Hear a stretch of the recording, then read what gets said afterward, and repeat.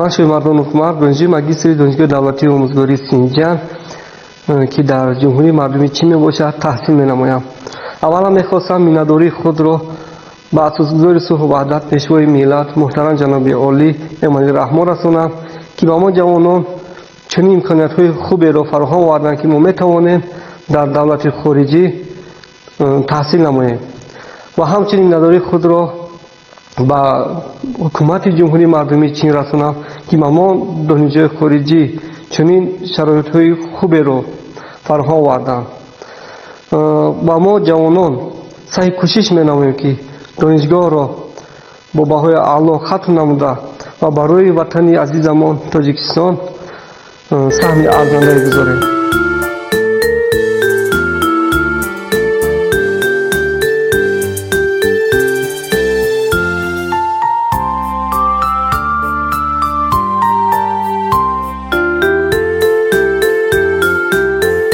Меня зовут Холматов Бежан. Я учусь в Синьцзянском педагогическом университете.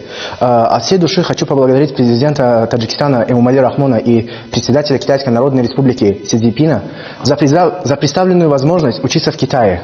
Учеба в Китае – это отличный шанс испытать гармонию современной и древней цивилизации в стране, где имеется очень много разных культур и диалектов.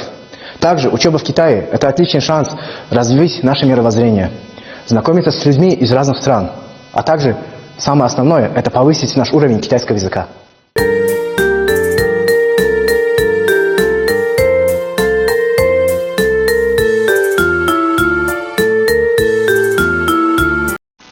我是一名新疆师范大学的留学生，来自塔吉克斯坦，我叫卡永斯政府。首先，我想感谢中国政府和塔吉克斯坦的政府给予我们这么宝贵的机会。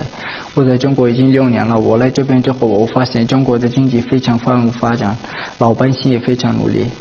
我想感谢新疆师范大学的每一位老师和同学的支持和帮助，非常期待未来，希望塔吉克斯坦与中国之间能保持紧密的关系，并期待成为两国之间的友好桥梁。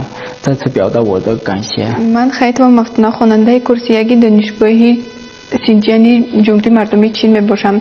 اولا سپاسگزاری خود را به پرزیدنت جمهوری تاجیکستان جناب عالی محترم امامعلی رحمان می رسانم که چنین شرایط‌های خوب را برای ما فراهم آوردند و بعداً سپاسگزاری خود را به جمهوری مردمی چین می رسانم که چنین شرایط‌های خوب را در دانشگاه خود برای ما دانشجویان تاجیکستان فراهم کردند.